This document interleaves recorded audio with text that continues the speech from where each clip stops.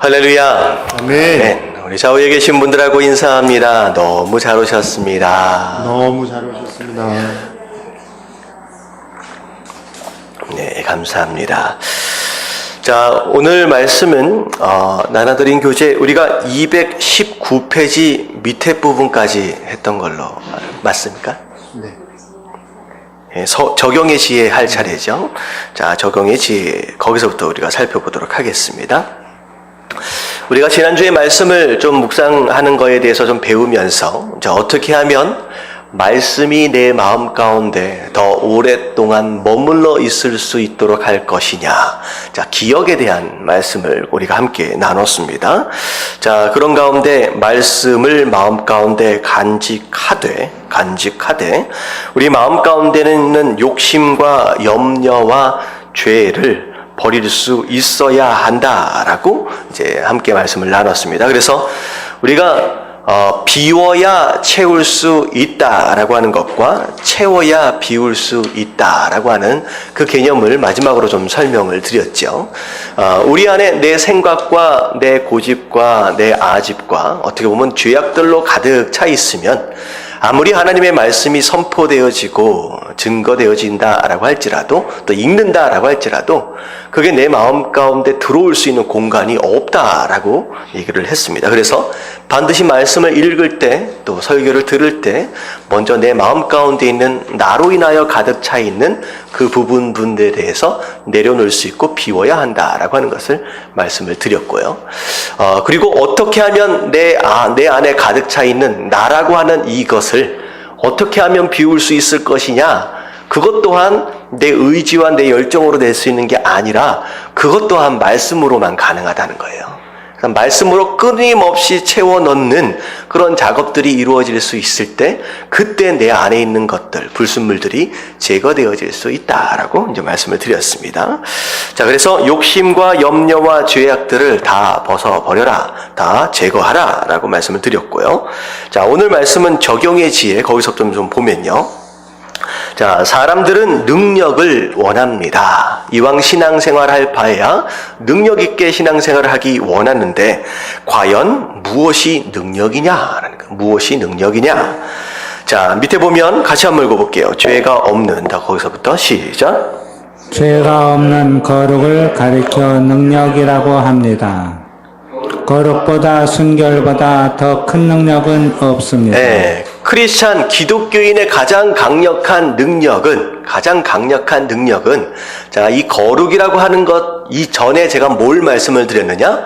하나님과의 관계가 우리의 능력이다라고 말씀을 드렸습니다. 그래서 내가 하나님과 얼마나 친밀한 관계 안에 있느냐라고 하는 것, 그것이 성도의 가장 핵심 능력이다라고 말씀을 드렸죠. 자, 어떻게 보면 이것이 어떻게 보면 이 거룩과 연관되어질 수 있는 내용이에요.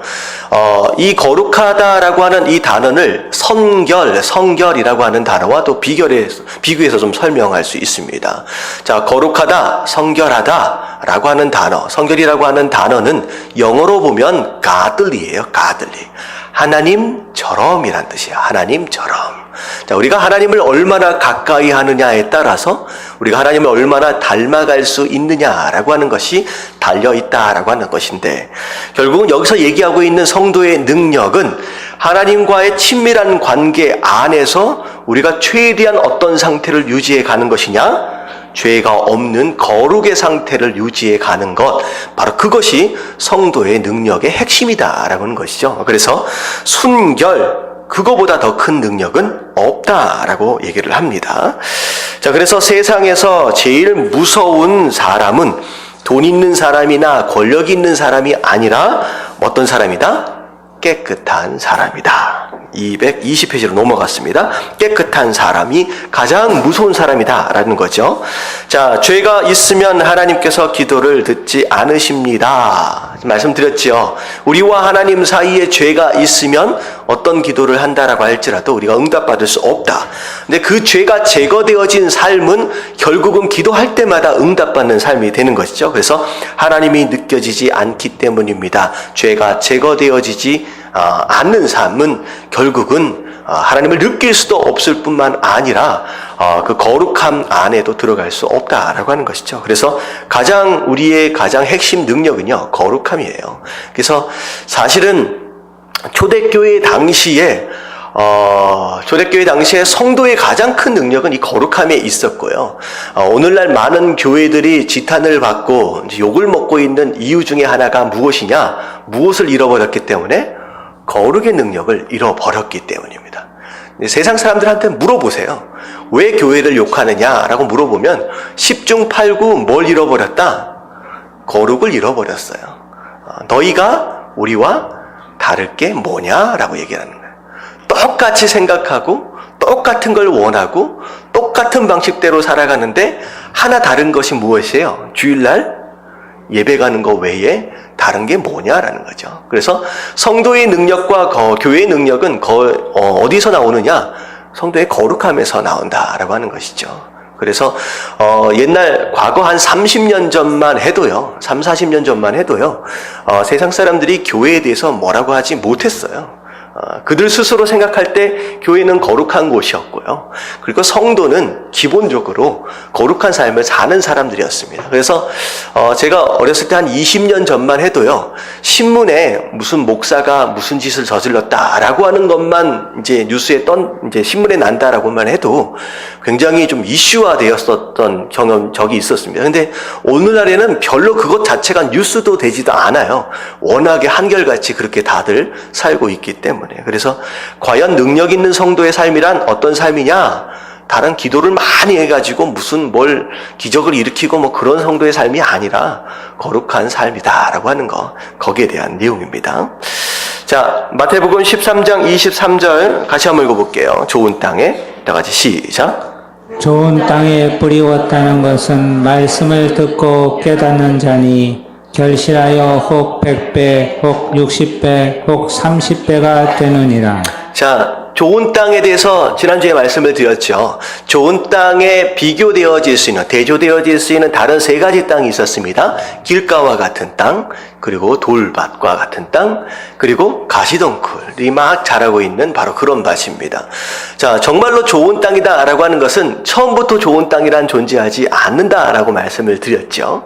자, 우리 안에 있는 길가와 같은 요소들이 있어요. 우리 안에 돌짝밭 같은 그런 요소들이 있다는 거죠. 우리 안에 가시덩굴과 같은 이런 요소들이 하나하나 드러내기 시작하고 하나하나 갈아엎어지기 시작하고 하나하나 제거되기 시작하면서 점점점 더 우리의 마음의 밭이 어떻게 되어져 간다?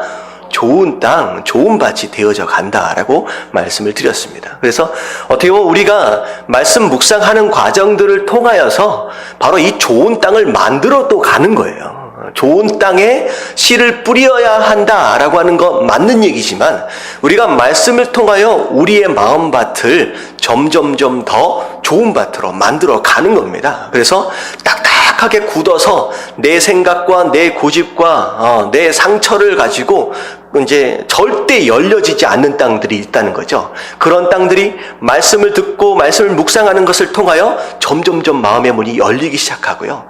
딱딱하게 굳어져 있던 그 길가와 같은 모습들이 갈아엎어지기 시작하는 그런 모습들, 내 안에 고집불통과 같은 그 돌덩어리들이 하나하나 제거되기 시작하는 그런 모습들, 육신의 욕심과 걱정과 근심들이 말씀을 통하여 하나하나 제거되어지기 시작하는 그런 과정들을 통하여서 우리가 좋은 땅이 되어져 간다라고 하는 것이죠. 그래서 진짜 좋은 땅이 되어져 가면 어떻게 되느냐? 정말로 작은 씨앗이 하나가 뿌려졌다라고 할지라도 그 말씀을 듣고 깨달을 수 있다라고 하는 거죠. 그 말씀을 듣고 깨달을 수 있다. 그래서 결국은 깨닫는 것으로 말미암아 무엇을 맺는다? 열매를 맺는다. 자, 근데 그 다음에 몇 배가 나오는데 우리가 일반적으로 기도할 때 쓰는 표현하고는 조금 거꾸로 숫자가 나오죠. 우리가 보통 기도할 때 몇 배로 축복해달라고 기도해요. 30배, 60배, 100배 점점 숫자가 올라가요. 그래서 그렇게 기도를 하는데 지금 성경 말씀을 보면 어떻게 돼 있어요? 100배, 60배, 30배 거꾸로 내려갑니다. 이게 또 의미가 있는 거죠. 자, 우리가 생각할 때는 하나님 이왕이면 30배 들어주시고 조금 더 힘이 되시면 60배 들어주시고 맥시멈 몇 배까지 좀 들어주라고요. 100배까지. 근데 100배가 먼저 나옵니다. 이건 뭐냐면 결국은 말씀을 듣고 깨달음으로 말미암아 열매를 맺는 삶은 최소한 몇 배까지, 최소한이에요. 최대한이 아니라 최소한 몇 배서부터 열매를 맺는다. 그냥 100배서부터 시작을 하는 거예요. 100배, 그러니까 기본적으로 100배의 열매를 맺도록 할 것이다 라고 하는 것이 하나님의 약속이고, 얼마나 하느냐에 따라서 오히려 어떻게 돼요? 더 줄어들어요. 그래서 정말로 우리가 말씀을 깨닫고 얼마나 순종했느냐라고 하는 기본적인 것이 100배다라고 하는, 우리가 그렇게 입을 좀 크게 벌릴 필요가 있다라고 하는 것이죠. 자, 이렇게 말씀하시는 것, 이 내용이 무엇이냐? 말씀의 씨가 잘 준비된 옥토에 뿌려져서 정상적인 성장을 하는 것을 의미합니다. 자, 천국 말씀을 듣고 그 말씀을 어린아이처럼 좋아하고 흡수하며 잘 깨달아서 자기 것으로 삼는 것입니다. 자, 여기서부터 읽어볼게요. 이런 사람은, 시작. 이런 사람은 어떤 특별한 행동을 한 것이 아니라 그저 천국 말씀을 잘 받아들인 것입니다. 그런데 이 사람에게 조용한 기적이 일어나기 시작합니다. 자, 여기에 조용한 기적이라고 하는 그 단어에다가 좀 동그라미를 한번 쳐보십시오. 조용한 기적. 자, 이게 성도가 기대해야 할 모습들이에요. 그러니까 이런 거죠. 갑자기 무슨 일이 벌어져서, 획기적인 어떤 사건들이 벌어져서 내 인생이 뭐랄까 뒤집어지거나 변화하거나 그것을 기대하지 말고, 오히려 말씀의 묵상과 깨달음과 순종을 통하여서 어떤 기적을 기대하라? 조용한 기적을 기대하라는 거죠. 근데 이 조용한 기적이 무슨 뜻이냐? 무엇인가 내 안에 변화가 일어나고 있다는 것을 자신이 느끼게 된다는 거예요. 여러분들이 성도의 삶 가운데 기대하고 바라봐야 할 변화는 바로 이런 것이에요. 매일매일 말씀을 열어보고 묵상하고 깨닫고 순종하는 매일매일의 과정들을 통하여서 우리의 삶이 어떻게 변하는 거예요? 갑자기 변하는 게 아니라 천천히 변하는 거예요. 어느 순간 깨닫지 못하는 가운데 언제부터 내가 이렇게 생각하게 되었지? 언제부터 내가 이런 말을 할 수 있게 되었지? 언제부터 내가 이런 것에 마음을 두게 되었지? 나도 모르는 사이에 점점점 변화되어져 가는 모습들을 말씀 묵상을 통하여 우리 자신들을 발견하게 되는 거예요. 갑자기 어디 지파를 갔더니 막 기도해가지고 불 받아가지고 갑자기 짠 변해가지고 나왔더니만, 예배당에서 나왔더니만 온 하늘이 막 아름답게 보이고 천사 뭐라 그래요? 그 나무들이 막 노래하는 것 같아 보이고, 이런 기적들을 바라고 그렇게 신앙생활을 하는 게 아니라 차분하게 매일매일 말씀 묵상을 하는 과정들을 통하여서 누구도 알아보지 못하는 상황 가운데서 점점점 더 변화되어져 가는 나를 바라보는 것, 그것을 발견하는 것, 바로 그게 말씀 묵상을 통하여 변화되어지는 삶이다 라고 하는 것입니다. 자, 밑에 보면 마음이 가난하고 온유해지고 겸손해지고 하나님을 생각하게 되고 내 삶이 하나하나 정리되는 것을 느낍니다. 자, 어떤 식의 잔잔한 변화냐? 자, 점점점 어떻게 돼요? 마음이 가난해진다라고 하는 건 겸손을 또 의미하지요. 낮아지게 되고요. 온유해진다, 겸손해진다, 그리고 자꾸 하나님을 더 생각하게 됩니다. 자, 그리고 심지어는 내 삶이 하나하나 정리되어진다. 이건 뭐냐면 우선순위죠. 우선순위. 내 삶에 뭐가 중요하냐, 뭐가 우선이냐라고 하는 것이 1, 2, 3, 4가 정리가 되기 시작한다라고 하는 것이죠. 한참 하루 종일 바빠요. 2주일 내내 바빠요. 근데 나중에 돌아보면 무엇 하나 열매 맺은 것이 없이 시간이 일주일, 한 달 금방금방 간다라고 하는 거죠. 그게 뭐냐면 우선순위가 정해져 있지 않기 때문이에요. 우리 삶 가운데 정리정돈이 되어 있지 않기 때문에 바쁜 것에 쫓아다니고 있죠. 중요한 일을 하고 있지 못하는 상황들이 벌어진다라고 하는 것이죠. 그래서 말씀을 묵상하는 가운데 내 삶 가운데 불필요한 일들이 눈에 보이기 시작합니다. 아, 이것은 내가 불필요한 것이구나 제거되어지기 시작하면서, 아, 이것은 내가 정말로 중요한 것이구나 라고 우선순위 위에 올려놓는 우선순위의 변화들이 생기고 내 삶이 심플해져 가기 시작한다라고 하는 거죠. 그래서 성도의 삶의 가장 중요한 모습들은 우선순위와 더불어 심플한 삶이에요. 심플한 삶이에요. 이것저것 복잡하게 일들만 벌려놓고 아무 열매도 없는 그런 삶이 아니라 정말로 집중해야 할 그 일을 딱 잡고 그것의 열매를 거두고 마는 바로 그런 삶이죠. 자, 그게 삶이 정리가 되어집니다. 자, 이것이 변화다라고 하는 것이요. 그래서 이것이 바로 30배, 60배, 100배. 이게 순서가 좀 바뀌어야 됩니다. 100배, 60배, 30배 열매를 맺었다는 의미입니다. 그래서 무엇이 열매냐라고 하는 것이 바로 여기서부터 좀 정리가 될 필요가 있어요. 단순히 눈에 보이는 무엇인가가 열매다라고 하는 것이 아니라 말씀 묵상을 통하여 진짜 우리가 기대해야 할 열매는 누가 변하는 거? 누가 변하는 거냐? 내가 변하는 거예요. 내가 변하는 거예요. 자꾸 기도할 때 다른 무엇인가가 변하게 해달라고 기도하지 마십시오. 어떤 목사님이 그렇게 기도했대요. 기도할 때마다 분필로 갖다가 예배당 밑에다가 동그라미를 하나를 딱 그려놓고 그 안에 딱 들어가서 기도를 하셨대요. 뭐라고 기도하셨나요? 이 원의 안에 있는 누가 변하게 해달라고요? 내가 변하게 해달라고. 그냥 기도할 때 하나님, 우리 남편이 변하게 해주세요. 우리 아내가 변하게 해주세요. 우리 자식이 변하게 해주세요. 라고 기도하기 전에 먼저 누가 변해야 된다? 내가 변해야 됩니다. 저도 마찬가지죠. 우리 교인들이 어찌고저찌고 얘기하기 전에 누가 먼저 바뀌어야 돼요?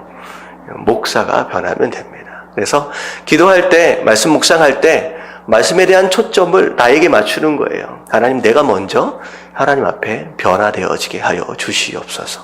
그게 말씀 묵상을 통하여 맺어갈 수 있는 가장 첫 번째 열매다라고 하는 것입니다.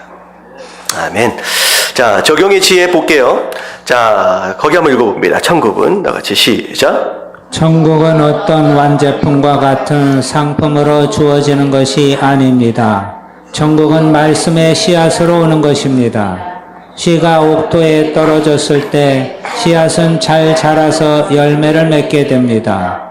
천국은 30배, 60배 혹은 100배, 즉 상상할 수 없는 세계로 확장됩니다. 이 천국을 다 경험한 사람은 하나도 없습니다.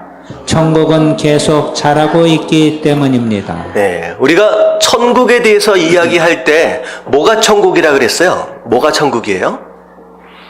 우리가 죽으면 가는 곳이 천국일 수 있죠. 근데 기본적으로 천국은 뭐다?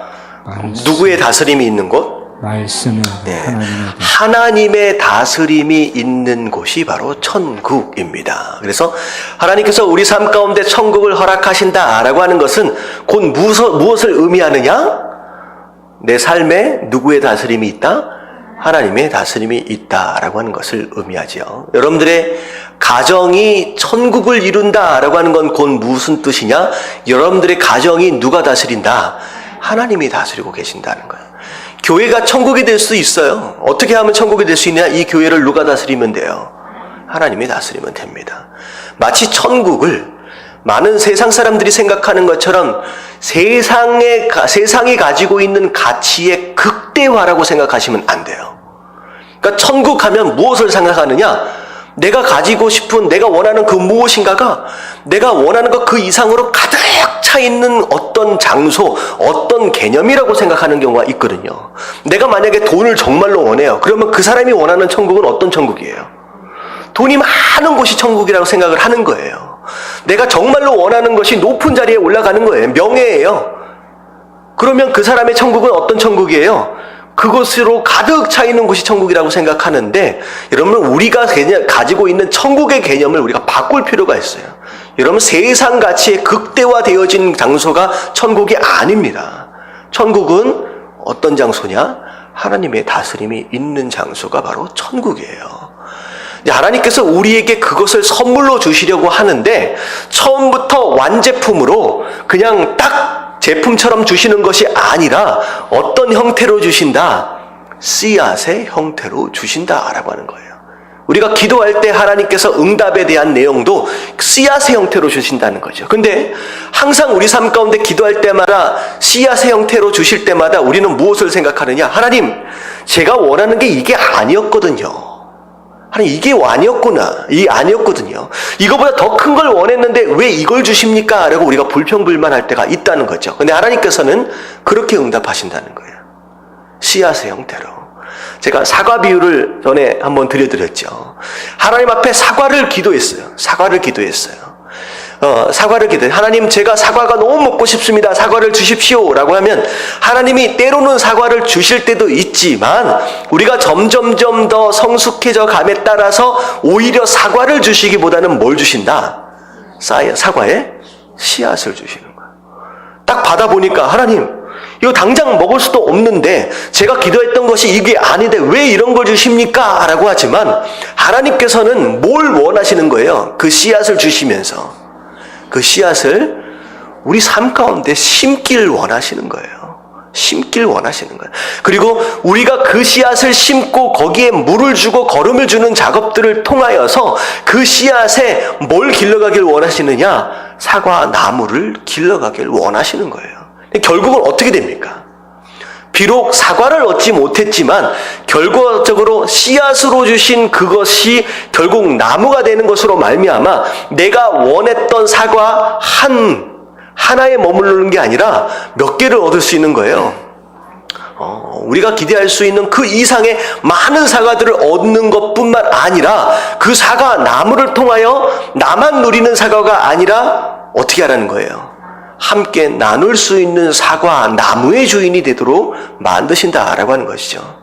바로 하나님께서 우리 성도를 변화시켜 가시고 우리가 응답하시는 과정들을 통하여 성장하도록 하시고 그리고 그 성장하게 되어지는 그 천국의 모습들을 경험하도록 하는 하나님의 뜻이고 하나님의 섭리다라고 하는 것이죠. 그래서 천국을 하나님 앞에 하나님 무작정 그냥 완성된 그 무엇인가로 달라고 얘기를 하지 마시고 내 삶 가운데 씨앗의 형태로 주시는 응답들이 무엇이 있느냐, 내 삶 가운데 씨앗의 형태로 주신 천국이 어디 있느냐라고 하는 것들을 우리가 찾아서 빨리빨리 심어 나갈 수 있는 그런 사람들이 되어야 한다라고 하는 것이죠. 여러분들 오늘 하도 매일매일 삶을 통하여서 여러분들 씨앗으로 주시는 천국을 심어가시고 길러가시는 저와 여러분들 되시길 주님의 이름으로 축원합니다. 아멘. 자, 그 다음 말씀을 보면, 자, 말씀을 흥미로운 대화나 논문의 잠재적 주제로 생각하는 대신, 자, 어떻게 바라봐야 되느냐? 그 말씀이 내 마음에 가장 은밀한 구석까지 파고 들어오게 해야 합니다. 이 얘기는 뭐냐면, 내 마음 가운데 은밀한 구석이 있다라고 하는 거예요. 마치 누구만 아는 장소, 나만 아는 장소입니다. 사실 나만 알고 있는 것 같지만 사실 누가 알고 계시느냐? 하나님이 알고 계시는 바로 그 은밀한 장소가 있어요. 우리 말씀을 듣고 말씀을 읽을 때마다 그 말씀이 내 삶에 숨겨져 있는, 감춰져 있는 그 장소까지 이 말씀이 침투해 들어올 수 있도록 우리가 마음의 문을 열어야 된다는 거죠. 자, 그러기 위해서는 어떤 말씀이 내게 직접 주시는 말씀이다 라고 인식해야 하는 거예요. 심지어는 주일 예배나 수요예배나 대중을 향하여 선포되어지는 이 하나님의 말씀마저도 누가 나에게 주시는 말씀이다? 하나님이 나보고 들으라고 직접 주시는 말씀이다 라고 인식하거나 인지하지 않으면 이 말씀은 아무런 의미가 없다는 거예요. 사실 오늘 말씀도 다 같은 내용입니다. 여러 가지 좋은 땅에 대한 비유들을 막 설명을 했어요. 근데 한참 듣는데 나 아는 얘기야 라고 지나가면 이 말씀은 내 삶 가운데 아무런 의미가 없어요. 그냥 예배를 구경하다 가는 거예요. 하지만 그 가운데 과연 내 마음 가운데 길가와 같은 그런 마음이 있느냐 없느냐를 한 번이라도 돌아볼 수 있다라고 한다면 이게 나에게 지금 주시는 말씀이겠구나. 내 마음 가운데 드러내야 할 돌덩이가 있느냐 없느냐 한 번이라도 더 돌아볼 수 있다라고 한다면 이 오늘 말씀 가운데 누구의 음성을 듣는 거예요? 하나님의 음성을 듣는 거예요. 여러분, 목사의 말을 듣는 게 아니라 하나님의 음성을 들어야 된다는 거예요. 큐티를 할 때도 마찬가지라는 거예요. 그냥 이런 이야기 저런 이야기구나 라고 하는 게 아니라 내게 직접 주시는, 나에게 하시는 말씀이다 라고 하는 것에 대한 인식이 없으면요, 그 말씀은 내 삶 가운데 아무런 의미도 아무런 상관도 없다라고 하는 거죠. 그냥 말씀을 떠들러보고 구경하고 그냥 가는 겁니다. 직접 나에게 주시는 말씀이다. 그리고 나만의 개인적인 상황과 직접 연관되어 있는지 살펴야 한다라는 거예요. 살펴야 한다. 내게 주시는 말씀이다라는 거죠. 자, 여태까지 어느 누구의 말도 들어간 적이 없는 마음 깊은 곳까지 파고 들어올 때 비로소 말씀은 옥토에 뿌려진 씨앗이 되어 열매를 맺을 수 있다라고 하는 거예요. 자, 밑에 참고 한번 읽어볼게요. 말씀에 대한, 다 같이 시작.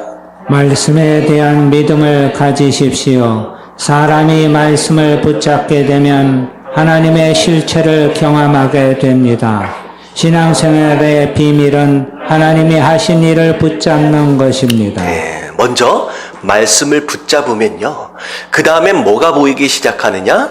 내 삶 가운데 행하시는 하나님의 일이 눈에 보이기 시작합니다. 그러면 그것을 붙잡는 것, 바로 그것이 어떻게 보면 사명이 될 수 있다라고 하는 것이죠. 자, 다음 장으로 넘어갈게요.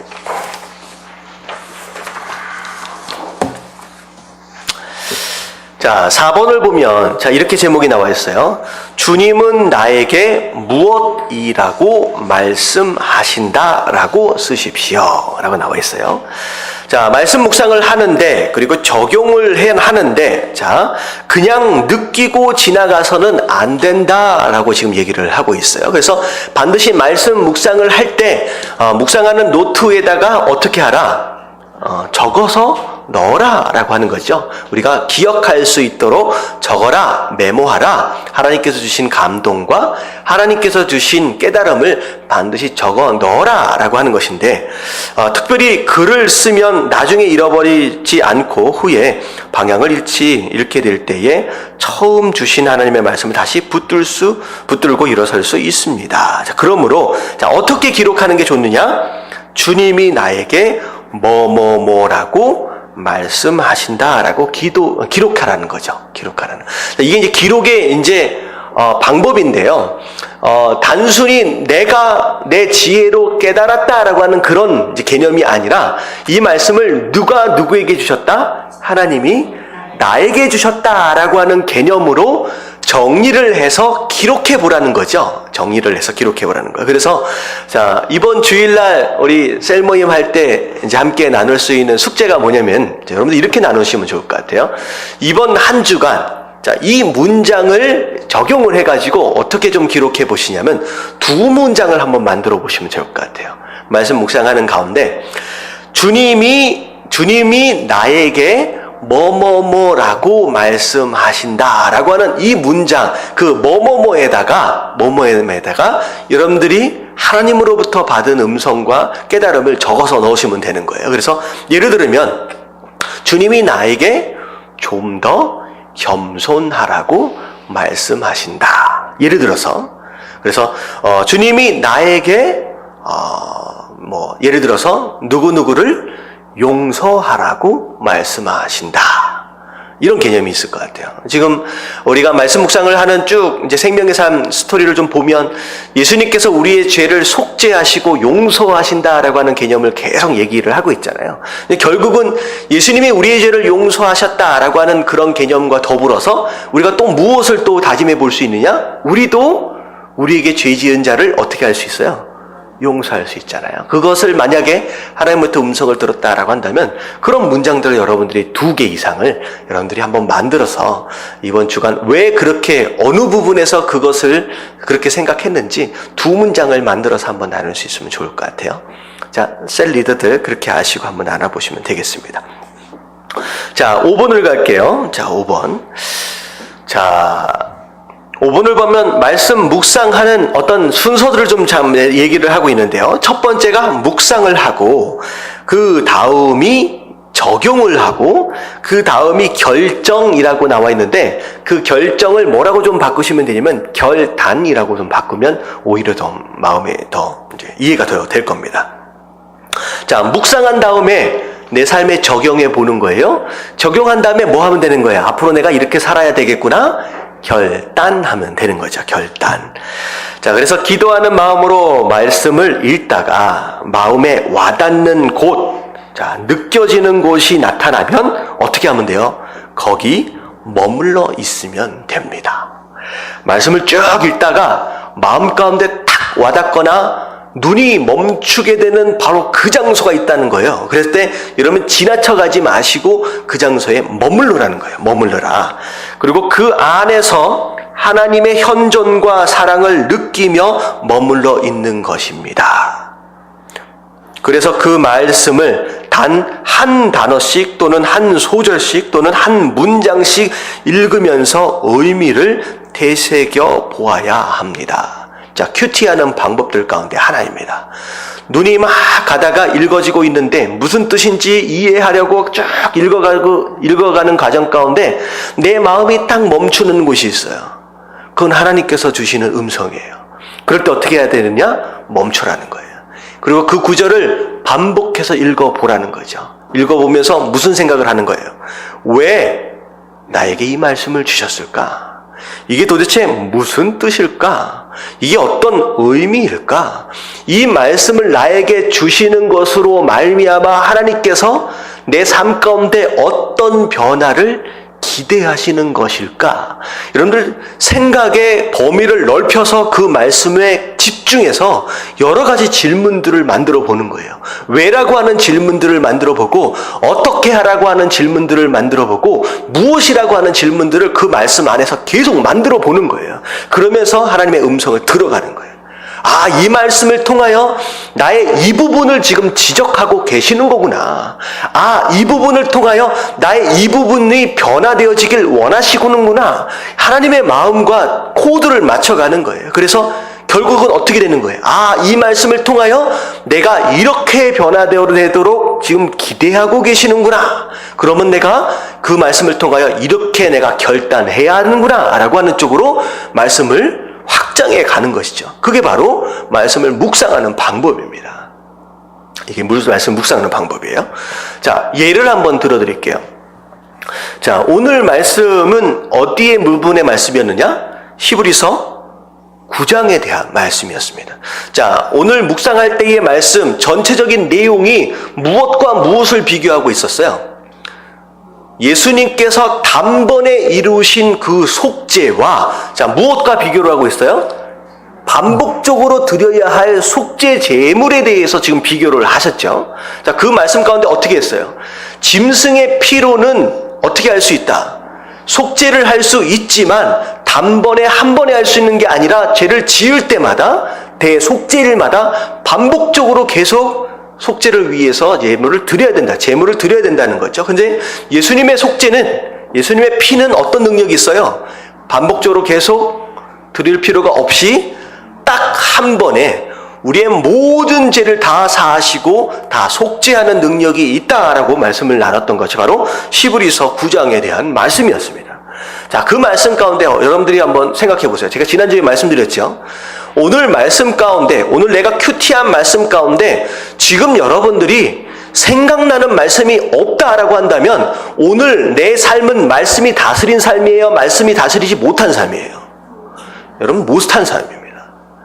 반드시 오늘 말씀에 대해서 제가 말씀을 딱 시작할 때, 아, 오늘 말씀, 이 말씀이 있었지라고 여러분들이 반드시 마음 가운데 떠올랐어야지, 그래야지 사실 오늘 말씀, 오늘 우리의 삶을 말씀이 다스렸다라고 얘기할 수 있다라고 하는 거죠. 만약에 아무런 말씀도 떠오르지 않았다라고 한다면 오늘 누구 마음대로 사는 거예요? 그냥 내 마음대로 산 거예요. 여러분, 말씀 묵상하는 삶은 바로 그런 삶입니다. 저는 오늘 말씀을 읽다, 여러분들 혹시 어느 말씀에 마음이 멈췄어요? 혹시 단번에 용서하셨다, 거기에 막 다 마음이 멈췄어요? 자, 또 다른 부분에 멈춰 있는 분들 혹시 계세요? 죽은 행실에서 깨끗하다. 유언은 죽어야 효력이 있다. 효력이 있다. 와, 깨끗해. 예수님의 피로 말미암아 죽은 행실이 깨끗해진다. 그런 말씀도 있었죠. 우리 예배에 대한 말씀도 있었고. 자, 저는요, 우리 오승자님 지금 말씀하고 계시는데, 사실은 제가 마음이 멈췄던 그 구절은 14절 바로 그 말씀이었어요. 예수 그리스도의 피, 그 피가 어떤 능력을 가지고 있느냐라고 했을 때 가장 기본적인 능력은 뭐예요? 예수 그리스도의 피의 능력은 우리의 죄를 사하시는 능력이에요. 우리를 속죄하는 능력이 예수 그리스도 피 안에 있습니다. 근데 기본적으로 그 능력이 있다라고 하는 것은 우리 모두가 다 동의를 하는 것이고 우리가 다 아는 내용이에요. 근데 오늘 말씀 제가 14절을 보니까 예수 그리스도의 피가 어떤 능력이 있다라고까지 얘기를 하고 있느냐? 두 가지 능력을 얘기하고 있어요. 양심을 죽은 행실로 뭐 하도록 할 수 있다? 깨끗하게 할 수 있다. 그리고 심지어는 살아계신 하나님을 섬길 수 있도록 하는 능력이 바로 그 예수 그리스도 피 안에 있다라고 하는 그 말씀이 있더라고요. 다른 때는 발견하지 못했던 말씀이에요. 근데 오늘 말씀을 집중해서 보다 보니까 예수 그리스도의 피가 속죄하는 능력 그 이상, 심지어 우리의 죄악된 삶, 제약된 행실을 어떻게 하는 능력이 있다는 거예요. 깨끗하게 하는 능력과 더불어 진짜 하나님께 드려야 할 온전한 예배를 예배답게 만들 수 있는 그 예배의 능력까지도 그 피 안에 있다라고 말씀을 하시는 거예요. 거기에 마음이 탁 걸리는 거예요. 거기에 딱 마음이 걸리는 거예요. 자, 그랬을 때, 자, 생각하기 시작합니다. 왜 이 말씀을 나에게 허락하셨을까? 왜 나에게 이 말씀을 허락하셨을까? 자, 그랬을 때, 첫 번째, 자, 1번, 첫 번째, 본문을 읽고, 거기 한번 읽어볼게요. 본문을 읽고, 시작. 본문을 읽고 본문 내용을 이해하고 본문에서 제시하고자 하는 내용을 깨닫습니다. 본문이 이해가 되면 깨달은 말씀과 자신의 모습을 비교해 보는데 이 과정을 묵상이라고 합니다. 자, 처음 어떻게 알아? 이 말씀을 나에게 딱 주셨다라고 하는 느낌이 딱 들어지면 가장 먼저 이해를 한 다음에, 본문에 대한 이해를 한 다음에 그 다음에 어떻게 알아? 깨달은 말씀하고 뭘 비교하라? 나를 비교하라는 거죠. 자, 어떻게 비교할 수 있어요? 죽은 행실을 깨끗하게 한다. 하나님을, 살아계신 하나님을 섬기도록 한다. 라고 하는 것을 딱 듣는 순간, 자, 뭘 비교할 수 있어요? 뭘 비교할 수 있어요? 나는 과연 내 삶 가운데 죽은 행실이 아직 남겨져 있느냐 하는 거죠. 온전히 하나님을 예배하는 그런 모습들이 내 안에 있느냐. 이걸 보이도록 하시는 의미가 있다는 거예요.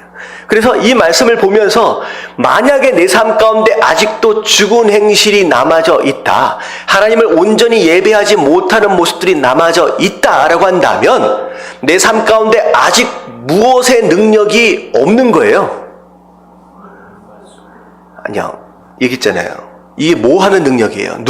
무엇의 능력이에요? 예수 그리스도 피의 능력이라고 말씀하셨잖아요. 피의 능력이에요.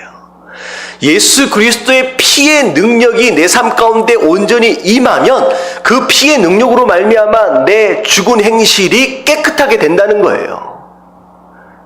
깨끗하게 된다는 거예요. 그리고 그 피의 능력이 내 삶 가운데 임하면 하나님을 온전히 예배하는 자가 된다라고 하는 것이죠. 자, 그렇다라고 한다면 내가 내 삶 가운데 아직 남겨져 있는 이 죽은 행실들과 잘못 예배하고 있는 온전하지 못한 예배의 모습들, 이것들이 내 삶과 비교되어지고 발견되어지는 가운데 과연 내 신앙의 뿌리는 예수 그리스도의 피냐 아니면 그 다른 것에 있느냐라고 하는 것을 우리가 점검해 볼 수 있다라고 하는 것입니다. 여러분, 이게 바로 여기에 대한 내용이에요. 말씀이 딱 멈추는 순간 이걸 내 삶 가운데 비교하고 적용해서 왜 나에게 이것을 내 눈에 보이도록 하셨을까라고 하는 것으로 생각을 전환해 갈 필요가 있다는 거죠. 자, 그 다음 말씀 볼게요. 그 다음 말씀에서 다 같이 시작. 말씀에서 제시하고자 하는 대로 순종하기 위해서는 내가 어떻게 변화해야 하는가 그 방법을 찾는 것이 적용입니다. 자, 그래서 그 다음에가 뭐냐면 순종하기 위해서 자, 이것에 대하여 하나님께서 보여주시고 마음을 주셨다라고 한다면 변화되어질 수 있는 방법을 찾아라 라는 거예요. 변화할 수 있는 방법을 찾아라. 내 신앙의 뿌리가 예수 그리스도의 피가 아니라 다른 것에 있다라고 한다면 빨리 뭐 하면 되는 거예요? 내 신앙의 뿌리를 그리스도의 피로 바꿔야 한다는 거죠. 그래서 제가 지난번에 한번 말씀드린 것 같아요. 예수 그리스도의 십자가와 그분의 피가 신앙의 뿌리인 사람과 그렇지 않은 사람과의 차이, 그건 무엇과 무엇의 차이 있느냐? 잘 살기 위해 사는 사람과 잘 죽기 위해 사는 사람과의 비교예요. 자, 많은 성도들이 소위 성도라고 얘기하는 사람들이 뭐 하기 위해서 신앙생활해요? 잘 살기 위해서 신앙생활을 합니다. 더 행복해지기 위해서 신앙생활을 해요. 더 성공하기 위해서 신앙생활을 하고요. 내가 원하는 그 무엇인가를 더 얻기 위해서 신앙생활을 합니다. 그런 사람들은 장차 나중에 결정적인 순간 내가 손해보게 되고 내가 위험해지고 내가 어려워지게 되는 그 순간 어떻게 될 수 있어요? 내 신앙마저도 포기할 수 있어요. 왜냐하면 내가 지금까지 신앙생활했던 목적이 뭐를 위한 것이었기 때문에 잘 살기 위한 것이었기 때문에. 이건 지난번에 요한복음을 통하여 우리가 묵상했던 모든 내용들이에요. 베드로가 왜 결정적인 순간 예수님을 부인했어요? 그 신앙의 뿌리가 어디에 있었기 때문에? 잘 사는 것에 있었기 때문에. 그동안 예수님은 비록 잡혀가는 순간 죽음 앞에서도 담대하실 수 있었어요. 왜 담대하실 수 있어요? 예수님은 잘 살기 위해 오신 분이 아니라 어떻게, 무엇을 위해 오셨어요? 잘 죽기 위해 오셨어요. 여러분, 신앙의 뿌리가 어디에 있느냐? 잘 사는 것에 있느냐? 잘 죽는 것에 있느냐에 따라서 여러분들 가짜와 진짜가 분별이 되어집니다. 저는 목사라서 과감하게 얘기할 수 있어요. 교회 안에 많은 성도들 거의 대부분 무엇을 위해 신앙생활해요? 잘 살기 위해서 합니다. 빌라도와 다를 바 없어요. 빌라도가 앞에 메시아를 놓고서 진리를 놓고서 끊임없이 마음 가운데 갈등하고 있어요. 진리가 뭐냐, 정의가 뭐냐 갈등하고 있는데 마지막 순간에 무엇을 선택하게 되느냐? 진리가 아니라, 정의가 아니라 자기의 유익을 선택합니다. 그 사람 또한 무엇을 위해 살아왔던 사람이에요? 잘 살기 위해 살았던 사람이에요. 대제사장들과 서기관들도 다 마찬가지예요. 그들의 신앙의 모든 뿌리가 무엇에 있었냐? 이 세상에서 그냥 다 잘 살기 위해서 살았어요. 그러니까 예수님이 오셨음에도 불구하고 내가 누리던 이런 모든 것들의 손해가 있어지고 내가 조금이라도 잃어버릴 것들이 생겨나는 순간 그게 비록 메시아일지라도 그게 비록 하나님일지라도 어떻게 해야 될 대상이다? 제거해야 할 대상이 되어버리는 거예요. 마찬가지입니다. 우리도 마찬가지예요. 내가 신앙생활하면서 절에 가서 비나이다 하는 것과 무당을 찾는 그런 모습들처럼 똑같이 잘 살기 위한 것에 믿음의 뿌리를 두고 있다라고 한다면 결국은 마지막 순간 요한계시록 보세요. 점점 신앙생활은 어려워집니다. 점점점 핍박은 더 강해질 수밖에 없어요. 나중에 그런 상황이 되어질 때 우리는 어떻게 할 수 있다? 과감하게 우리의 신앙을 쓰레기처럼 버릴 수 있다는 거죠. 왜? 우리는 잘 살기 위해서 신앙생활을 했기 때문에. 근데 오늘 말씀 제가 깨달은 건 뭐냐면 예수 그리스도의 피가 신앙의 뿌리가 된다라고 하는 것은 결국은 뭐 하기 위해서 신앙생활 하자는 거예요? 잘 죽기 위해서 신앙생활 하자는 거예요. 여러분, 잘 살기 위해서 신앙생활을 하는 사람들은요, 썩은 행실, 죽은 행실로부터 자유하기 쉽지 않습니다. 얼마나 많은 유혹들이 있는데요. 얼마나 많은 유혹들이 있는데. 제가 요즘에 우리 교회 이전하고 건축하고 이런 것 때문에 많은 사람들 부동산 만나고 건축업자들 만나고 이야기를 하는 가운데, 야, 목사를 향하여 교회를 향하여 저런 말을 할 수 있을까라고 하는 생각이 들어지면서 기본적으로 세금을 세금을 탈세예요, 그건. 세금을 안 내기 위해서 별의별 조작들을 다 하더라고요. 별의별 조작들을. 근데 그걸 누구에게 해도 괜찮냐고 얘기를 하고 있느냐? 교회에게, 목사에게 해도 괜찮다라고 얘기를 하고 있어요. 그렇다라고 한다면 오늘날 많은 성도들이, 많은 신앙인들이, 많은 교회들이 어떻게 하고 살고 있는 거예요? 그냥 다 그렇게 거짓말하고 다 살고 있는 거예요. 가짜 문서들 다 꾸며가면서 그렇게 살고 있는 거예요. 어떻게 해서든 세금 덜 내보려고. 그렇게 살고 있는 거예요. 그런 모습들을 보면서 결국은 수많은 유혹들이 있습니다. 정말로 잘 살기 위해서 신앙생활을 하려면요, 우리 삶 가운데 타협할 수 있고 우리가 양보할 수 있는 우리 신앙의 모습들이 너무 많다는 거예요. 깨끗하게 절대 못 삽니다. 이 세상 절대 못 살아요. 진짜 잘 죽으려고 결단하지 않는다라고 한다면 진짜 죽은 행실로부터 자유하기 어렵다라는 거죠. 여러분들 예배도 마찬가지예요. 오늘날 한국교회로 보니까 점점점 예배 숫자들이 줄어들고요. 여러분들 1시간만 넘으면요, 예배 드리다가 집에 갑니다. 예배가 점점점 짧아지고 있어요. 딱 포맷이 맞춰져 있어요. 찬양 몇 분, 말씀 몇 분, 정해진 시간 안에 딱 끝나지 않으면 성도들이 일어나서 그냥 집에 가요. 점점점 예배가 짧아지고 적어지는 이런 상황들 가운데서 진짜 예배다운 예배를 드리려면 잘 살기 위한 것이 뿌리가 되어진다라고 한다면 절대 불가능합니다. 얼마나 유혹들이 많은데요.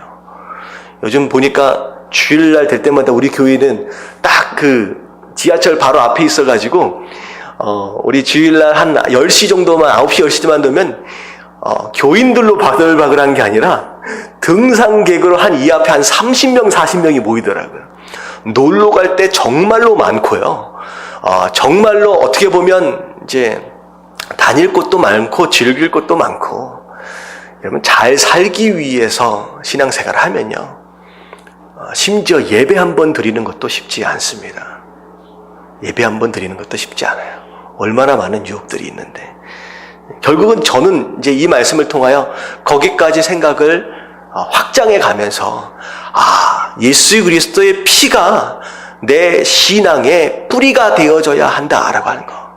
과연 하나님께서 나에게 이 말씀을 주시는 것이 무엇이냐? 내가 목사로서 잘 살아보겠다라고 하는 순간 나는 어떻게 되어질 수 있다?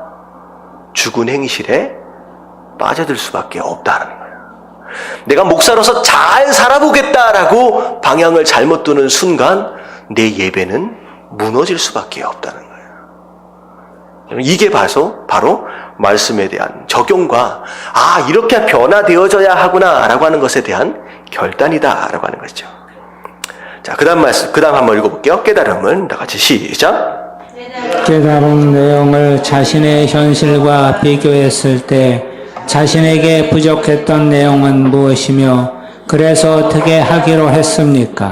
그래서 어떻게 하기로 결단했느냐. 자, 그래서 이제는 내 신앙이 그것이 아니라, 잘 살기 위해서가 아니라 잘 죽기 위한 신앙으로 내 신앙의 뿌리를 옮겨와야 된다라고 하는 것으로 이제 결단을 하게 된 거죠. 자, 그 밑에부터 쭉 나오는 내용은 이제 주신 말씀을 기억할 때 생각해야 할 3P입니다. 3P. 자, P 첫 번째가 퍼스널이에요. 개인적인 말씀입니다. 그래서 다른 사람에게 적용하지 말고 누구에게 적용하라? 나에게 적용하라는 거예요. 그래서 꼭 누구 말씀을 들으면, 이 말씀은 내 남편이 들어야 되는데, 이 말씀은 내 아내가 들어야 되는데, 이렇게 하지 말라는 거예요. 내가 들어야 할 말씀이다 라고 개인적인 말씀으로 받을 수 있어야 된다. 자, 두 번째는 practical, 실제적인 말씀 묵상이 되어야 한다. 자, 그래서 추상적으로 하지 말고 구체적으로 해야 합니다. 자, 오히려 더 구체적이면 구체적일수록 순종하는데 더 유리하겠죠. 자, 마지막 P가 뭐냐면 passable이에요. passable, 가능한 적용이어야 한다. 자, 그래서 오늘 실천 가능한 것으로 하십시오. 자, 결단할 때 내가 실천할 수 있는 것으로 해라 하는 거죠. 근데 꼭 이런 얘기를 하면 선별적인 순종이 되어질 가능성이 높아요. 꼼꼼히 생각해서 내가 순종할 만한 것에만 순종한다. 그러면 안 된다라고 하는 것이죠. 그래서 적당히 할 만한 것들, 그런 것들이 타협적으로 어떻게 보면 선별적으로 순종되어서는 아니죠. 그것에 대한 내용이 아니라 내가 할 수 있는 바로 그것에 내가 이제 순종하기를 결단하는 겁니다. 그래서 만약에 말씀 묵상을 하다가 어떤 재물이나 시간에 대하여 하나님께서 헌신하거나 사명 감당하도록 원하신다라고 하는 그런 마음을 주셨다라고 한다면 내가 지금 오늘 할 수 있는 그 무엇인가에 내가 오늘 순종하면 되는 거예요. 예를 들어서 하나님 제가요 돈 많이 벌어서 나중에 성경금 엄청 많이 할게요. 그거 하나님 받으시지 않는다고 말씀드렸잖아요. 그게 아니라 나중에 돈 많이 벌어서 어쩌고저쩌고 할 게 아니라 지금 내가 하나님께 할 수 있는 게 뭐냐라고 하는 걸 찾는 거예요. 그리고 나중에 이런 거예요. 나중에 제가 지금 내가 너무 바쁘니까 시간 나면 한가해지면 여러분 인생이 한가해지는 시간들이 날 수 있을까요? 없을까요? 그런 날은 오지 않습니다. 여러분들 인생은 한가해지지 않아요. 점점점 시간이 지나면 지나갈수록 바빠집니다. 그러면 내가 낼 수 있는 지금의 시간을 찾아서 하나님께 드리는 거예요. 그게 바로 오늘 내가 할 수 있는 그것을 찾아서 내가 순종하는 바로 그것입니다. 제가 인터넷 이렇게 뉴스를 이렇게 보다가 어떤 동영상 하나를 봤는데 참 별것이 아닌 동영상인데 굉장히 큰 인사이트를 가지고 있더라고요. 도미노를 보여줘요. 도미노 뭔지 아시죠? 이게 나무 막대기 같은 게 이렇게 있는데 이렇게 하나씩 쓰러뜨리는 거예요. 여기 쓰러지면 그 다음 게 쓰러지고 그 다음 게 쓰러지고. 근데 거기 이제 보니까 어떤 모습이 나오냐면 아주 작은 도미노가 하나가 앞에 있어요. 근데 이 맨 끝에 엄청나게 큰 이만한 도미노가 하네. 도미노도 아니라 완전 나무 토막이에요. 과연 이것으로 이 큰 도미노를 쓰러뜨릴 수 있을까? 있을까요? 없을까요? 여기 앞에다 되게 절대 쓰러뜨릴 수 없죠. 근데 그걸 어떻게 이제 만들었냐면 이거보다 작은 도미노, 이거보다 작은 도미노, 이거보다 작은 도미노 해가지고 한 열 몇 개를 쭉 늘어놓더니만 정말로 작은 도미노가 조금 큰 도미노를 넘어뜨리고 그 도미노가 조금 더 큰 도미노를 넘어뜨리고 결국은 넘어뜨리다 보니까 나중에 어떻게 된 거예요? 진짜 큰 나무 토막이 쓰러지더라고요. 근데 결과적으로 볼 때에 누가 이걸 넘어뜨린 거예요? 어디서부터 시작한 거예요? 진짜 작은 얘가 시작한 거예요. 그러니까 이런 거죠. 내 삶 가운데 변화되어져야 할 무엇인가가 있어요. 그럼 지금 볼 때 얘가 생각할 때는 마치 무엇을 쓰러뜨리는 것과 같느냐? 큰 나무 토막을 쓰러뜨리는 것과 같이 불가능한 일처럼 보인다는 거죠. 근데 지금 내가 뭘 하라는 거예요? 이걸 넘어뜨리기 위해서 이것에 덤비지 말고 뭐 하라는 거예요? 내가 지금 할 수 있는 나보다 조금 더 그 큰 도미노에 도전해 보라는 거예요. 그러면 결국은 그 도미노가 그 다음 도미노를 넘어뜨리는 것으로 말미암아 지금은 아니다라고 할지라도 장차 1년 뒤, 2년 뒤, 10년 뒤에 뭐가 넘어지는 것을 우리가 목격하게 된다. 이 큰 나무 토막이 넘어지는 걸 경험하게 된다는 거예요. 여러분 저는요 말씀 묵상의 비밀은 거기 안에 있다고 생각을 합니다. 지금 내가 이 말씀을 한 번 더 떠들러 봐서 여러분들 말씀 묵상을 하려면 아침에 하라 그랬잖아요. 아침 일찍 10분 더 일찍 30분 더 일찍 일어나는 거 피곤하거든요. 근데 과연 이런 노력이 과연 내 삶을 어떻게 변화시킬 것인가 라고 하는 질문이 던질 수밖에 없어요. 과연 이거 한 번 더 펼쳐본다라고 해서 과연 내 삶이 얼마나 복되고 얼마나 변화될 것인가. 우리가 바라볼 수 있는 그 큰 나무 토막을 바라보면요 정말로 아무것도 할 수 없는데 그 한 번을 펼쳐서 뭘 해보자는 거예요. 나보다 조금 더 큰 그 도미노를 넘어뜨려 보자는 거예요. 매일매일 그렇게 말씀을 펴고 그것에 적용하고 그것에 순종하는 노력들을 하는 것으로 말미암아 지금은 안 돼요. 근데 나중에 5년 뒤 이게 쌓여가는 것을 통하여서 나중에 10년 뒤 뭘 목격하게 되느냐? 내가 10년 뒤에 감히 생각하지도 못했던 그 무엇인가가 내 삶을 통하여 변화되는 것을 경험하게 된다라고 하는 거예요. 여러분들 이 경험을 신앙생활을 통하여 경험하시게 되길 주님의 이름으로 축원합니다. 어디 가서 누구한테 기도받아가지고 막 뭐가 뒤집어지고 내 삶 가운데 무슨 기적이 일어나고 뭐가 났고 이것에 여러분들을 집착하지 마시고 정말 매일매일 말씀 한번 열어보는 이 습관을 통하여 내 삶이 10년 뒤에 뒤집어지는 것을 경험해 보자라고 하는 거예요. 여기 여러분들 이게 말씀 묵상의 핵심입니다. 여러분 말씀 묵상 하고 계시죠? 지금 5주째 하고 있는데 아직도 말씀을 열어보지 않고 있는 사람 진짜 대단한 고집인 것 같아요. 그런 고집을 부리는 사람은 아마 없을 것 같은데 한번 펼쳐보자는 거예요. 야, 할렐루야. 아멘. 그래서 실천 가능한 내 앞에 조금 더 큰 도미노를 넘어뜨려 보자는 거예요. 그러면 결국 10년 뒤 그게 넘어간 골리앗이 쓰러지는 것을 경험하게 될 줄로 믿습니다. 아멘. 자, 마지막 액츠. 이거는 행동한다라는 뜻이기도 하고요. 사도행전의 이제 그 영어 단어입니다. 액츠. 자, 이거 어떻게 하냐면 이제 말씀 묵상을 하는데, 자, 어떤 방법들이 좋느냐? 자, adoration 해가지고 경배. 자, 이건 뭐냐면, 자, 한번 읽어볼게요. 시작. 찬양하는 글을 한 문단 정도 쓰십시오. 시편을 자신의 말로 바꿔 써보거나 아니면 하나님의 속성에 초점을 맞추어 생각나는 대로 많이 나열해 보거나 때로는 한 가지 속성에 대해서 깊이 묵상하십시오. 자, 한마디로 말하면 무엇이 되어라 라고 하는 얘기냐? 시인이 되어라 라는 뜻이에요. 시인이 되어라. 다윗 찬양을 하나님께 얼마나 많이 드렸던 사람입니까? 시편이 다윗이 쓴 시가 얼마나 많아요?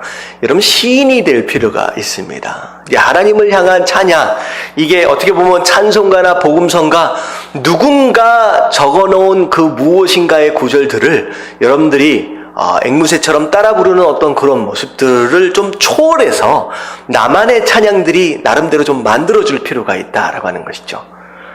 이걸 숙제로 할까요? 이건 좀 어려운가? 너무 어려워요? 여러분들이 하나님을 향한 나의 경배와 찬양을 여러분 시로 한번 써가지고 한번 정리를 한번 해보면 좋을 것 같아요. 나중에 우리 하 목사님이 곡을 좀 붙이시면 복음성가가 되겠죠. 자, 이게 시인이 되어라는 거죠. 말씀을 하나님께서 주신 은혜와 사랑을 내가 소화해서 나름대로 시를 써가는 모습들. 자, 일단은 보류할게요. 이걸 숙제로 내준다 그러면 주일날 여러분들이 부담될 것 같아서. 자, C. 그 다음에 두 번째가 sin the confession이에요. 고백한다. 자, 이거 뭐냐면 죄를 낱낱이 기록하며 자신의 죄를 있는 그대로 볼 수 있습니다. 내 죄에 대해서 기록해 볼 수 있는 것도 좋은 방법입니다. 기록하는 것은 내 생각을 정리한다라고 했을 때 굉장히 유익하다라고 말씀을 드렸죠. 자, T는 Thanksgiving이에요. 감사. 하나님께서 응답하신 기도와 영적인 축복과 금전적인 축복, 관계 면에서의 축복에 대하여 감사하십시오.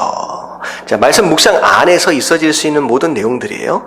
자, 그 다음에 마지막이 이제 supplication인데 간구예요. 자, 간구할 제목을 4개의 영역으로 나누십시오. 자, 여기서 어떻게 나누느냐? 사역, 인간관계, 가족, 개인적인 필요 혹은 자기 나름대로의 영역을 나누는 것도 좋습니다. 그런데 저는 보통 어떤 식으로 나누냐면 신앙생활, 가족, 그리고 직장생활 또는 사업일 수도 있어요. 그리고 관계, 인간관계 이렇게 3가지로 좀 나눌 수도 있고요. 여러분들이 이제 기도를 할 때 막연하게 그냥 쭉 기도하지 마시고 이 3부분으로 4부분 정도로 좀 나눠가지고 여러분들이 정리를 해서 기도를 하면 좋습니다. 그래서 신앙생활 가운데 필요한 것들, 그리고 우리 가정 안에서 필요한 것들, 그리고 직장 생활이나 사업 안에서 필요한 것들, 그리고 이 모든 것들을 통틀어 하나님께서 우리의 삶 가운데 허락하실 모든 관계들 가운데서 필요한 것들을 우리가 정리해서 기도하면 좋지요. 그래서 나눠서 기도하라라고 하는 것입니다. 자, 여기서 그래서 우리 말씀 묵상을 할 때 세 가지 P 그리고 액트에 대해서 우리가 좀 살펴봤습니다. 자, 제가 이 말씀 묵상 세미나를 쭉 진행을 하면서 중간중간 제가 어떤 식으로 묵상했느냐라고 하는 것들을 예를 좀 들려드리면서 오늘 하루 어떻게 묵상했었어야 하는구나라고 하는 것들을 우리가 좀 이제 같이 좀 살펴보고 있는데 지금 매주 반복이 되어지면서 비슷한 내용들이 좀 반복이 되어지기도 있지만 어떻게 묵상해야 하느냐라고 하는 것에 대한 또 다른 이제 방법들이 좀 제시가 되어지고 있잖아요. 이제 그런 부분들을 여러분들이 좀 적용을 해서 매주 좀 다른 식으로 좀 적용을 해 가면서 여러분들의 말씀 묵상의 실력들이나 어떤 그런 역량들을 좀 키워 나가실 필요가 있을 것 같아요. 자, 이해되어져 가시죠? 네, 그래서 우리가 한 달 전만 해도 그냥 읽고 어떻게 해야 하느냐라고 좀 막연했는데 조금 더 구체적으로 좀 이제 말씀 묵상에 대해서 정리가 좀 되어지는 것 같습니다.